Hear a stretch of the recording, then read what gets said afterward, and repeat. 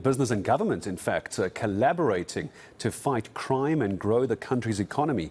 The Presidency announcing progress made within the key focal areas. Here they are for you. Those areas are energy, transport and logistics, and of course, crime and corruption. The collaboration is intended to restore investor and public confidence. The importance of this discussion is one of those partners is Business Unity South Africa and their CEO, Cas Coovadia, very kind to make time for me this morning. Cas, good to have you back on eNCA with us. And I would like to begin here. There's fairly lofty goals here. Essentially, the Presidency is trying to fix every problem in the country: energy, transport, logistics, crime and corruption. It hasn't gone well the last 30-odd years. Where do you think they should start? Where do you think you should start with all of this? Hi, thanks for having me, and hi to your viewers. So, look, we're not trying to solve every problem in crime, corruption, energy, and logistics in this initiative. What we did as business is that we identified these three areas as critical for lifting confidence in the country, if we get some stuff right, of sending out messages to investors, both local and global, that we are beginning to work together to make a difference and address the crises we have, and to at least stop the slide that the country is on so that we can start turning the ship around. So the whole purpose of this exercise is to identify 3 or 4 critical interventions in each of these areas that will begin to stop the slide in these areas. So in energy, we've made pretty good progress where, I mean, we all know what the problems are in energy. It's not just load shedding, it's our entire energy architecture. And the President's plan actually talks to that, and over a period of time would deal with the issues in energy. And so we believe that that plan needs to be implemented urgently, and we need to, as we implement that plan, make some impact on load shedding, because we're not going to get rid of load shedding until we get more renewables onto the grid, but to stabilize load shedding at lower levels. I want to ask Cas as well, because there are, as I mentioned, some very lofty goals, and you're breaking them down very nicely. You're quite right. You can't fix everything at once. You can't do everything at 100%. I would contend, though, and I'm curious to get your thoughts, that a lot of the issues, whether it's logistics, whether it's transport, energy, etc., they are being badly affected because of crime. I would have thought crime would have been the big focus, because we have crime at Eskom, we have crime with our transport sector, we have crime in our logistics sector, and that has a knock-on effect on the economy. I would have thought, as far as a priority list is concerned, crime would be the #1 spot to go for. Well, that's why crime is one of the priorities. I don't think fixing crime alone, while allowing things to continue to slide in energy and logistics, is going to take us very far. Crime is obviously a critical factor and is sort of a thread that runs through all of these, and that's why we've identified crime as one of the priorities. But in crime, you know, in logistics and in energy, there's more business can do than in crime.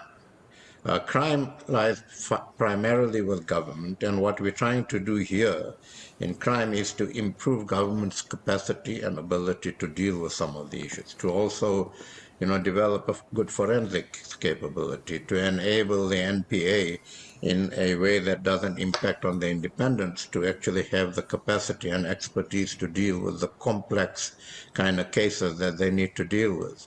To look at organized crime, to look at things like theft of copper cables and so on. And so we need to develop the government's capacity to actually do that, and that's what we're trying to do. But we can't say we're only concentrating on crime and allow things to continue to slide in energy and logistics, because then by the time we get to energy and logistics, we have a far bigger crisis.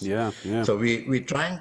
But what we are quite clear on is that we're going to focus on these three.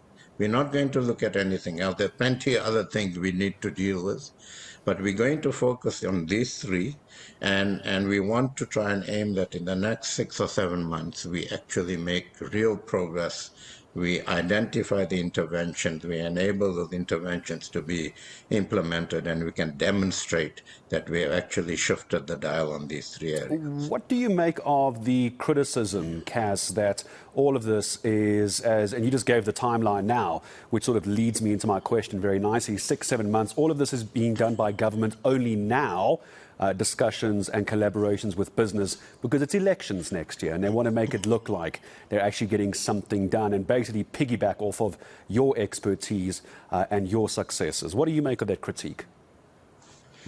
Yeah, look, we are in election period and we are in a run-up to elections. I quite honestly can't answer that question. Business is quite clear that we are trying to work with the government of the day to try and make a difference. If certain parties or so in this country utilize this initiative to politic or to actually bring that into the election debate and into the electoral process and so on, that's something that you need to speak to them about. We can't do anything about that as business if they want to do that. We would urge the government, we're not speaking to a political party, we would urge the government to look at this initiative as an opportunity to, as government, lead and make a difference in this country. But whatever else happens on the sidelines, well, guys, I don't need to tell you, these are complex times. The run-up to elections are make it even more complex times.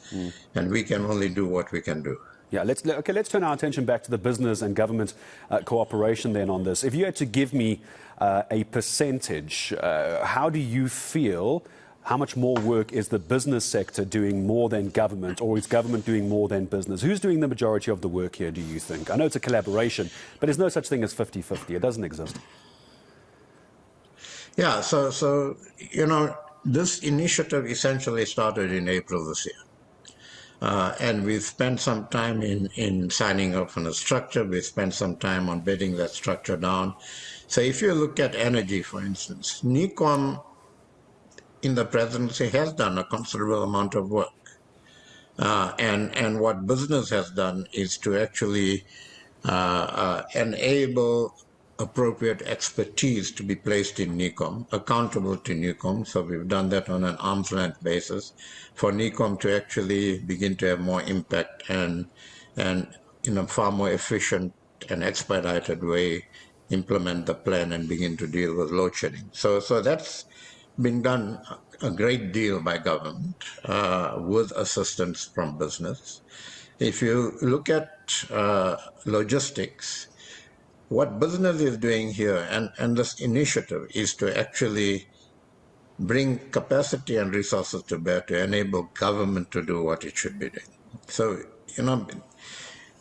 logistics also lies very much in government's ambit at this point in time. One of the things we want to do is to try and open up more space for the private sector to play a greater role in logistics.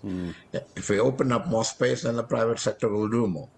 At this point in time, these things lie in government. The issue here is that government has the capacity and the expertise to actually efficiently and in a expedited way make the necessary interventions to shift the dial. And this once again, it's the implementation, which is always the big debate around government. The implementation, the plans are there, it's implementation. Cas, thank you. I'm going to leave it there for now, and I appreciate that you've given us a lot to talk about, a lot to think about as well. And it looks like the collaboration should, in theory, work, but as we say, it's the implementation of it. But good to hear from Cas Coovadia, certainly with his ear to the ground as CEO of Business Unity South Africa, one of the leading lights, it looks like, in this collaboration. My thanks again to Cas.